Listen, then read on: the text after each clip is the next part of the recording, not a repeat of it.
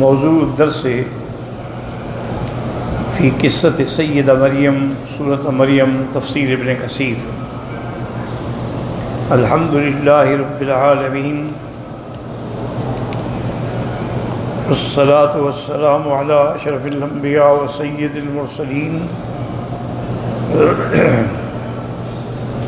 سیدنا محمد وعلی آلہ واصحابہ اجمعین۔ اللہم صلی علی سیدنا محمد وعلی آل سیدنا محمد کما صلیت علی ابراہیم وعلی آل ابراہیم فی العالمین انک حمید مجید۔ اعوذ باللہ من الشیطان الرجیم، بسم اللہ الرحمن الرحیم۔ فناداها من تحتها ألا تحزني قد جعل ربك تحتك سريا وهزي إليك بجذع النخلة تساقط عليك رطبا جنيا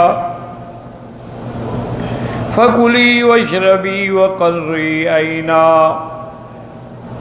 فَإِمَّا تَرَيِنَّ مِنَ الْبَشَرِ أَحَدًا فَقُولِي إِنِّي نَذَرْتُ لِلرَّحْمَنِ صَوْمًا فَلَنْ أُكَلِّمَ الْيَوْمَ إِنسِيًّا۔ قال المؤلف والمفسر رحمه الله تعالى ادام النفع بعلومه وعلومكم في الدارين آمين إلى أن قال قرأ بعضهم من تحتها بمعنى الذي تحتها وقرأ الآخرون من تحتها على أنه حرف جر، واختلف المفسرون في المراد بذلك من هو۔ اب مفسر رحمۃ اللہ علیہ فرماتی ہیں بن تحتیا، بعض علماء کہتی ہیں کہ یہاں پہ معنی ہے الذی تحتا، جو اس سے نیچے تھا، اور بعض کہتے ہیں کہ نہیں من حرف جر ہے۔ اب اختلاف یہ ہے کہ وہ کون ہے جس نے پکارا، جس نے آواز دی۔ فقال الاوفی وغیرہ ان ابن عباس وناداها من تحتها جبریل وَلَمْ يَتَكَلَّمْ عِيسَىٰ حَتَّىٰ أَتَتْ بِهِ قَوْمَهَا۔ وہ فرماتے ہیں کہ نیچے سے آواز جبریل نے دی۔ اصل میں جب سیدہ مریم، اب جو راجع قول ہے وہ یہی ہے کہ وہ صدیقہ ہیں، وہ پاک ہیں، وہ طاہرہ ہیں۔ اللہ نے اپنے کمال قدرت کے اظہار کے لیے ان کو بغیر باپ کے بچہ دیا۔ اب اس میں دو فرقے بن گئے۔ ایک یہودی ملعونوں کا فرقہ ہے، انہوں نے تو نعوذ باللہ ثم نعوذ باللہ حضرت عیسیٰ علیہ السلام کو اور آپ کی اماں پہ تہمت لگائی کہ یوسف النجار جو اس مسجد کے اندر خادم تھا وہی رہتا تھا، اور تو وہاں کوئی مرد تھا ہی نہیں، لہذا یہ یوسف النجار کا بیٹا ہے۔ یعنی ان کے نزدیک نعوذ باللہ ثم نعوذ باللہ عیسیٰ علیہ السلام ولد الزنا ہے۔ اور عیسائی اتنا آگے بڑھ گئے، انہوں نے کہا کہ نہیں، کیا کہہ رہے ہو، عیسیٰ علیہ السلام تو خدا کا بیٹا ہے۔ اور بعض نے کہا کہ نہیں، وہ تو خود خدا ہے۔ بعض نے کہا کہ وہ ثالث۔ تو یہ افراط و تفریط میں مبتلا ہو کر دونوں فرقے جو ہیں وہ برباد ہو گئے، ان کے کفر میں کوئی شک نہیں۔ الحمدللہ اہل دین، اہل اسلام، اہل سنت والجماعت اعتدال پہ ہیں۔ انہوں نے کہا مریم پاک ہے، صدیقہ ہے، اور اللہ نے ان کو جو بیٹا دیا ہے وہ رسول اللہ ہے، وہ روح اللہ ہے، وہ کلمۃ اللہ ہے، اور اللہ کی قدرت کی نشانی ہے۔ تو اعتدال کا مسلک جو ہے وہ دین اسلام۔ تو اب بی بی صاحبہ کا جب حمل کا موضوع ہوا، اور یہ بھی یاد رکھیں کہ حمل وہ 1 گھنٹے کا نہیں تھا، وہی 9 مہینے کا تھا۔ تو اس کے بعد بی بی صاحبہ صرف اپنی بہن سے ملتی تھی جو حضرت زکریا کی بیوی تھی، اس کے علاوہ کسی سے نہیں ملتی تھی۔ آخر پھر اس نے دیکھا کہ جب ایام روز بروز قریب آ رہے ہیں تو بالکل ہٹ کے دور ایک جگہ پہ چلی گئی، وہاں ایک کھجور کا درخت تھا، اس کے ساتھ ٹیک لگا کے بیٹھ گئی، اور یہ جگہ جو ہے یہ وہی ہے جس کو بیت اللحم کہتے ہیں، یہ حضرت عیسیٰ کی پیدائش کی جگہ ہے، اور مسجد اقصیٰ سے 8 کلومیٹر کے فاصلے پہ ہے۔ اب وہاں جب بیٹھی تو کہ آپ کی تکلیف بھی تھی، پریشانی بھی تھی، تو اسی وقت آپ نے موت کی بھی تمنا کی کہ یا لیتنی مت قبل ھذا، اس قصے سے بھی پہلے میں مر چکی ہوتی، کوئی مجھے بھول چکے ہوتا، میرا نام بھی نہ ہوتا، نام و نشان بھی نہ ہوتا، تو میں آج اس تکلیف میں مبتلا نہ ہوتی۔ اب اللہ نے جبریل کو حکم دیا، فناداها من تحتها، یعنی بیوی وادی کے اوپر تھی، وہ وادی سے نیچے تھے، انہوں نے آواز دی کہ بی بی کیوں گھبراتی ہو، اللہ غم نہ کرو، پریشان ہونے کی کوئی ضرورت نہیں۔ وقضا قال سعید بن جبیر والضحاک وعمر بن میمون والسدی وقتادہ انه الملک جبریل علیہ الصلاۃ والسلام ناداها من تحتها، معنی من اسفل الوادی، وہ وادی کے نیچے سے انہوں نے آواز دی۔ وقال مجاہد فناداها من تحتها قال عیسی ابن مریم، کہ حضرت عیسیٰ نے بات کی، لیکن یہ بات پہلی بات زیادہ صحیح ہے۔ وقضا قال عبد الرزاق عن بن قتادہ قال قال حسن هو ابنها وهو احدى الروایتین عن سعید بن جبیر انه ابنها قال ولم تسمع اللہ یقول فاشارت الیہ، حالانکہ یہ واقعہ اس وقت کا نہیں ہے، یہ واقعہ اس وقت کا ہے جب آپ کی قوم نے آ کر آپ پہ اعتراض کیا تو آپ نے بیٹے کی طرف اشارہ کیا۔ اللہ تعاذنی اے نادا قائل اللہ تعاذنی قد جعل ربک تحتک سریا، نیچے ایک چشمہ، ایک چھوٹا سا پانی کا چشمہ جاری ہو گیا۔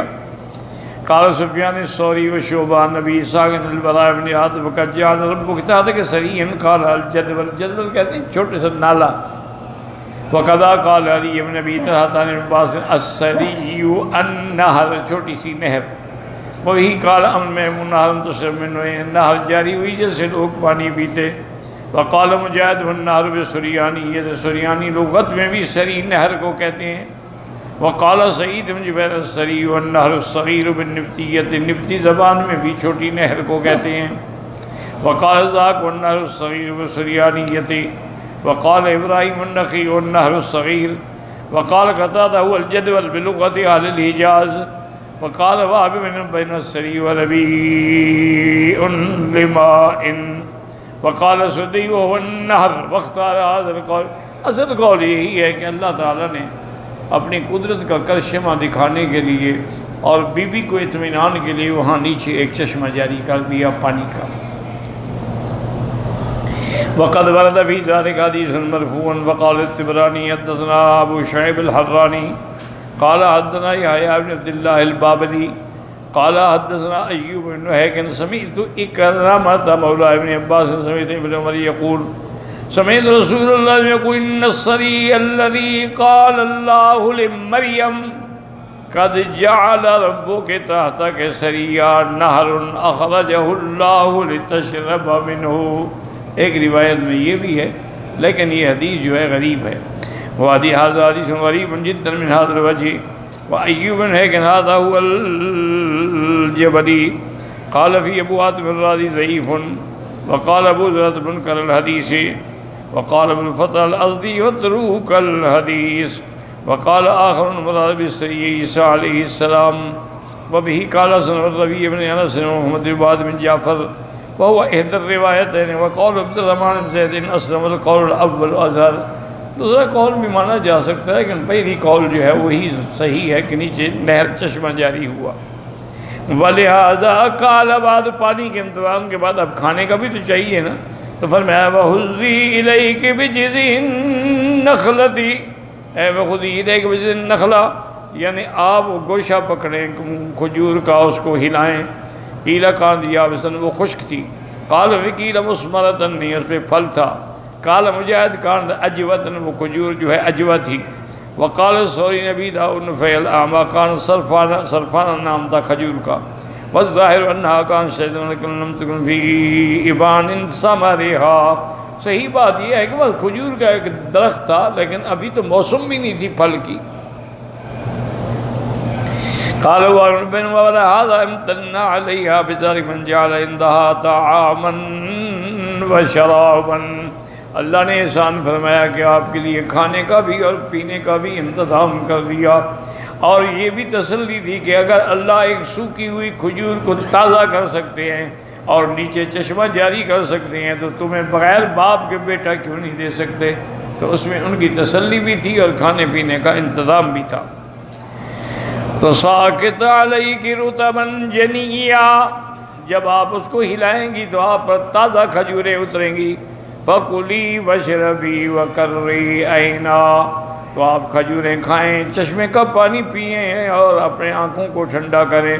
اے طیبی نفسن طیبی نفسن، ولہذا قال ما من شیء خیر النفس من تمر الرطب، ثم تلا هذه الآیۃ الکریمہ۔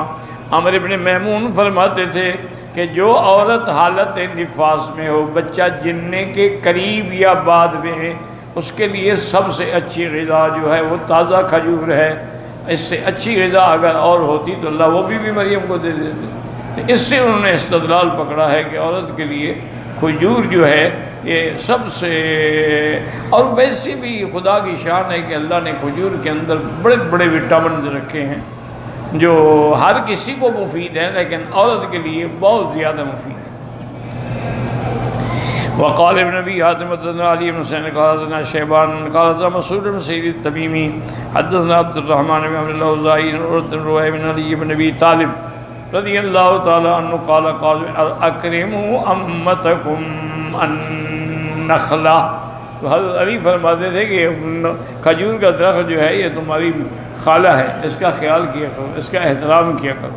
فإنها خلقت من الطین، چونکہ اللہ نے اس کو بھی مٹی سے پیدا کیا، الذی خلق منہ آدم علیہ السلام ولیس من الشجر شیء یلقح غیرها، اس کے علاوہ اور کوئی درخت نہیں ہے جس کے اندر پیوند کیا جائے اور نر کا بول ڈالا جائے، صرف یہ کھجور ہے۔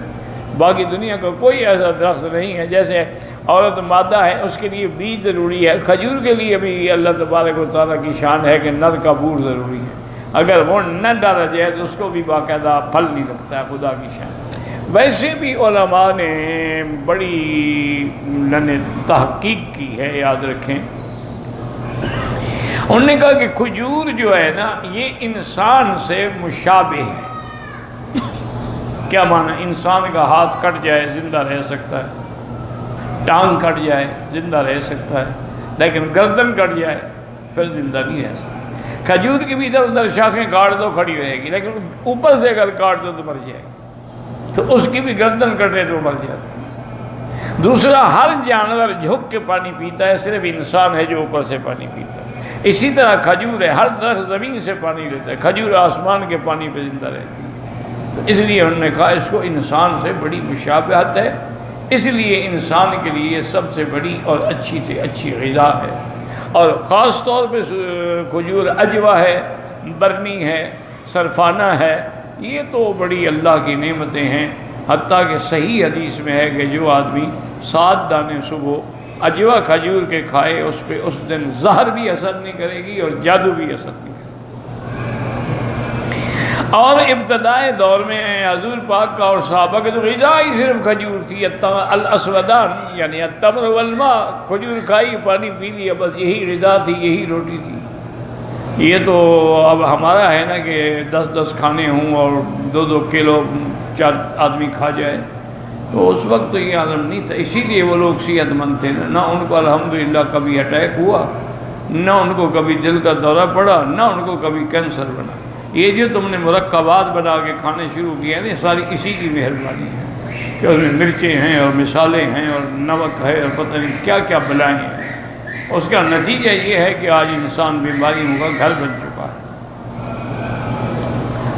وقال سمعتهم النساء من والرطب فإن لم يكن رطب والتمر وليس من شيء أكرم الله من شيء نزلت تحتها مریم بنت عمران۔ ایک حدیث میں یہ بھی ہے حضور نے فرمایا کہ اپنی عورتوں کو تم تازہ کھجوریں کھلایا کرو۔ ویسے بھی یعنی ایک دفعہ مجھے یاد ہے، بہت پرانی بات ہے، اس وقت میری والدہ بھی زندہ تھی، والد بھی زندہ تھے، تو ہم جس گھر میں رہتے تھے نا اس گھر کے قریب میں کوئی رائل فیملی کے خاندان کے کچھ لوگ ساتھ والے مکان میں ٹھہرے ہوئے تھے، تو ان کی شرافت ہے اور ان کی مہربانی ہے کہ وہ کبھی کبھی ہم فقیروں کے گھر میں بھی ان کی عورتیں آ جاتی تھیں اور اعلیٰ قسم کی کھجوریں لاتی تھیں۔ رائل فیملی تھی اور پھر گسیم اور بریدہ کی کھجوریں تو دنیا میں مشہور ہیں، تو اعلیٰ قسم کھجوریں لے آتی ہیں۔ ہمارے گھر والے کوئی 2 دانے اٹھاتا، کوئی 3 اٹھاتا، انہیں کیا کر رہے ہو، کھاؤ۔ کتنا کھائیں؟ انہوں نے کہا ہم تو کم سے کم دن میں ½ کلو سے کم تو کبھی نہیں، ورنہ 1 کلو کھاتی ہیں روز کا۔ تو انہوں نے کہا اگر تم نہیں کھاتی ہو تو پھر اپنے خاوند کے حقوق کیسے ادا کرتی ہو؟ جب تم کھجور ہی نہیں کھاتی ہو تمہارے اندر طاقت کہاں سے آئے گی؟ ½ کلو روز کھایا کر۔ وہ زبردستی آ کے 2-4 دانے کھلاتے، ہم لوگوں کی تو عادت ہی نہیں نا اتنا کھانے کی، زیادہ سے زیادہ 2-4-5 دانے کھا لیے۔ تو عرب آج بھی الحمدللہ کھجور کھاتے ہیں اور بڑے شوق سے، اسی لیے ان کو کسی اور دواؤں کی ضرورت نہیں ہے۔ اونٹنی کا دودھ پیتے ہیں اور کھجور کھاتے ہیں اور شہد استعمال کرتے ہیں، یہ تینوں چیزیں ان کو ہمیشہ 100 سال کے بھی ہو جائیں بوڑھا نہیں ہونے دیتے، وہ ہمیشہ جوان رہیں۔ بہرحال تو حضور نے بھی فرمایا کہ اپنی عورتوں کو کھجور کھلایا کرو، اگر تازہ کھجور نہ ملے چلو سوکھی کھلاؤ، کیونکہ دنیا میں اور کوئی ایسا درخت نہیں شان والا جس کھجور سے زیادہ کہ جس کے نیچے اللہ نے بی بی مریم کو پناہ دی۔ ھذا حدیث منکر جدا، لیکن حدیث منکر ہے۔ رواہ یارہ شیبانوی وقال بعض تساقط بتشدید، تساقط یا تساقط تخفیف سے، علیہ رضوان جنین اے ساقط الجزء بل کل متقارب، مانا جب آپ شاخ ہلائیں گی تو تازہ کھجوریں گریں گی۔ وقولہ تعالی فإما ترین من البشر احدا، اے مہما رأیت من احد، اگر تم نے کسی کو دیکھا، کوئی آئے کوئی پوچھے یہ کیا بچہ ہے، کیسا ہے، کون ہے، تو بس اشارہ کریں گے مجھے روزہ ہے، میں نے بات نہیں کرنی۔ اس وقت کھانے پینے کے علاوہ نہ بولنے کا بھی روزہ رکھا جاتا تھا۔ وَقُولِ إِنِّي نَذَرْتُ لِلرَّحْمَنِ صَوْمًا فَلَنْ أُكَلِّمَ الْيَوْمَ إِنْسِيًّا، المراد بهذا القول الاشارۃ الیہ بذلک، اس قول سے مراد بولنا نہیں اشارہ ہے، لأن المراد به القول اللفظی لئلا ينافی فلن أكلم اليوم إنسيا، تو قول سے مراد کا لفظ ہو تو پھر فلن أكلم کیسے ہوگا؟ صاف ظاہر ہے کہ اشارہ کیا آپ نے۔ انی نذرت للرحمن صوما قال صمتا، یعنی خاموشی کا روزہ، وقضا قال ابن عباس مذاق بھی صوما وصمتا، یعنی روزہ بھی تھا اور خاموشی بھی تھی۔ وقضا قال قتادہ وغیرہ انہم کانوا اذا صاموا فی شریعتہم حرم علیہم الطعام والکلام، ان کی شریعت کے اندر اگر روزہ رکھتے تھے تو کھانا پینا جیسے حرام تھا، بولنا بھی حرام تھا۔ وقضا قال قتادہ وغیرہ انہم کانوا اذا صاموا فی شریعتہم یحرم علیہم الطعام والکلام، نص علی ذلک السدی وقتادہ وعبد الرحمن وقال ساکن ھذا قال كنت ان ابن مسعود رضی اللہ تعالی عنہ فجاء رجلان فسلم احدهما ولم يسلم الاخر، 2 آدمی آئے حضرت عبداللہ المسعود کی خدمت میں، ایک نے تو سلام کیا لیکن دوسرے نے سلام نہیں کیا۔ فقال ما شانک، قال صاحب حلف ان لا يكلم الناس اليوم، انہوں نے کہا اس نے قسم کھائی تھی کہ آج میں بات نہیں کروں گا۔ فقال کلم الناس سلم، بات کرو تم، سلام بھی کہو۔ فإن تلك امرأة علمت ان هذا لا يصدق انها من غير زوج، یہ تو اس کے لیے عذر تھا چونکہ وہ بی بی جانتی تھی مریم کہ میری بات کوئی نہیں مانے گا، کوئی نہیں تسلیم کرے گا، لہذا ان کا علاج یہ تھا کہ خاموش رہیں۔ تمہارے لیے تھوڑا ہے کہ تم خاموش رہو۔ لیکن حضر اللہ اذا سئلت ولوائد بیادنی رحم اللہ قبض ما قال عیسیٰ مریم لا تحزنی قال کیف لا حزن وانت معی لا ذات زوجنا مملوکا ای شیء اذی عند الناس یا لیتنی مت قبل هذا وكنت نسیا منسیا قال لا عیسیٰ نکفیک الکلام، وہ کہتے ہیں کہ حضرت عیسیٰ علیہ السلام نے کہا کہ اب میں کیوں غم کرتی ہوں؟ اللہ تعالیٰ نے کہا کیسے غم نہ کرو، نہ تو میں کسی کی بیوی ہوں، نہ میں کسی کی مملوکہ ہوں، اور یہ بغیر خاوند کے تو پیدا ہو گیا، تو میں کیا جواب دوں گی؟ انہوں نے کہا اماں گھبراتی کیوں ہو، تم جواب نہ دینا، میں جواب دوں گا۔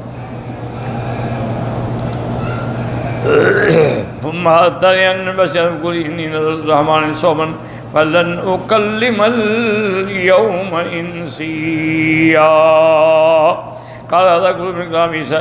بعض علماء کہتے ہیں یہ ساری بات جو ہے عیسیٰ علیہ السلام کی ہے، جو انہوں نے اپنی والدہ سے کہی۔ تو بہرحال اللہ تعالیٰ نے جب اولاد دی تو جواب بھی سکھلا دیا، اسی لیے بعض اولیاء اللہ نے انہی آیات سے ایک بات یاد رکھا کریں کہ علماء، اولیاء، صلحاء کوئی بات خود سے نہیں بناتے۔ اب دیکھو نا جی کہ بہت سارے لوگ ہمارے اعتراض کرتے ہیں کہ دیکھو جی تبلیغی جماعت والے چلہ لگاؤ، چلہ لگاؤ، چلہ لگاؤ۔ کوئی صحابہ نے چلہ لگایا تھا؟ خوبی نبی نے چلہ لگایا تھا، موسیٰ علیہ السلام نے۔ فَتَمَّ مِيقَاتُ رَبِّهِ 40 لَيْلَةً۔ تو جب ایک پیغمبر سے ثابت ہے تو پھر اعتراض کرنے کا کیا مقصد ہے؟ اور دوسرا ان لوگوں نے استدلال کیا ہے کہ ثُمَّ خَلَقْنَا النُّطْفَةَ عَلَقَةً فَخَلَقْنَا الْعَلَقَةَ مُضْغَةً فَخَلَقْنَا الْمُضْغَةَ عِظَامًا فَكَسَوْنَا الْعِظَامَ لَحْمًا۔ ان سب کے درمیان 40 دن کا وقفہ ہے۔ تو معنی یہ ہے کہ 40 دن کے بعد نطفہ علقہ بنتا ہے، پھر مضغہ بنتا ہے، تبدیلی آتی ہے۔ تو 40 دن کے اندر کوئی حکمت ہے؟ اللہ ہر پیغمبر کو 40 سال کے بعد نبوت کیوں دیتی ہیں؟ تو معلوم ہوا کہ 40 کے عدد میں حکمت ہے۔ اسی طرح حدیثوں میں ہے کہ جو 40 حدیثیں یاد کر لے، قیامت میں وہ علماء کی صف میں کھڑا ہوگا، تو وہاں بھی 40 حدیثیں ہیں۔ اور جو 40 نمازیں مدینہ پاک میں جماعت کے ساتھ پڑھے گا تو اللہ اس کو نفاق سے بری۔ یہ سب حدیث 40 آخر کیوں ہے؟ اس لیے علماء نے نکالا کہ 40 دن میں تبدیلی آتی ہے، اس لیے وہ لوگوں کو جب گھر سے نکال کے 40 دن کے لیے جماعت میں لگاتے ہیں، ان میں بھی تبدیلی آتی ہے۔ اسی لیے آپ دیکھ لیں، یقین کریں، ہم تو اپنا اعتراف کرتے ہیں نا کہ ہم مدرسوں میں سارا سال طلباء کو پڑھاتے رہے، لیکن کئی تھے ان میں جو داڑھی کو منڈاتے تھے، کئی تھے ان میں جو نماز میں سستی کرتے تھے، اور اکثر تہجد نہیں پڑھتے تھے۔ لیکن ان کے ساتھ جو آدمی لگے الحمدللہ نمازی بھی ہو جاتا ہے، تہجد بھی پڑھتا ہے، اشراق بھی پڑھتا ہے، داڑھی بھی رکھتا ہے، کپڑے اور لباس بھی اسلامی پہنتا ہے، کوئی تبدیلی آتی ہے نا اس میں۔ تو اسی لیے اللہ تعالیٰ کی ہر چیز میں حکمت ہے۔ اچھا، اسی طرح بزرگوں نے، صوفیاء کرام نے یہ بھی مسئلہ نکالا ہے کہ چپ کرنا جو ہے اس سے بڑی عبادت کوئی نہیں۔ انہوں نے کہا بس خاموش رہو۔ اسی لیے کہ ایک حدیث میں ہے کہ بولو تو اچھی بات ورنہ چپ رہو۔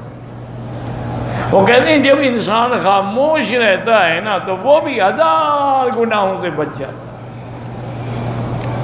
اسی لیے ان کی تعلیم یہی ہوتی ہے کہ نظر بر قدم، کہ جب چلو تو نظر اپنے پاؤں پہ رکھو، اوپر اٹھا کے نہ دیکھو۔ خلوت در انجمن، اور لاکھوں لوگوں میں بیٹھے رہو لیکن دل اللہ کے ساتھ جڑا رہے۔ سب کی سنو لیکن بولو نہیں۔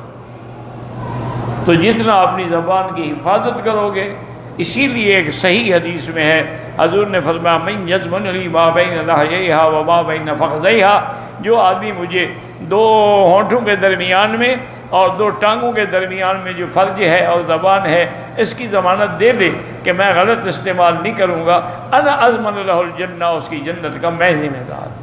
تو اسی پہ یہ حضرات زور دیتے ہیں کہ بھی زبان کی حفاظت کرو۔ اسی پہ یہ لوگ زور دیتے ہیں کہ اپنے نظروں کو جھکا کے چلو، اگر نظر نیچے ہوگی، نظر دبا کے چلو گے تو کسی غیر محرم پہ نہیں پڑے گی، جب نظر ہی نہیں پڑے گی تو باقی گناہ تو خود بخود نہیں ہوں گے۔ واللہ اعلم۔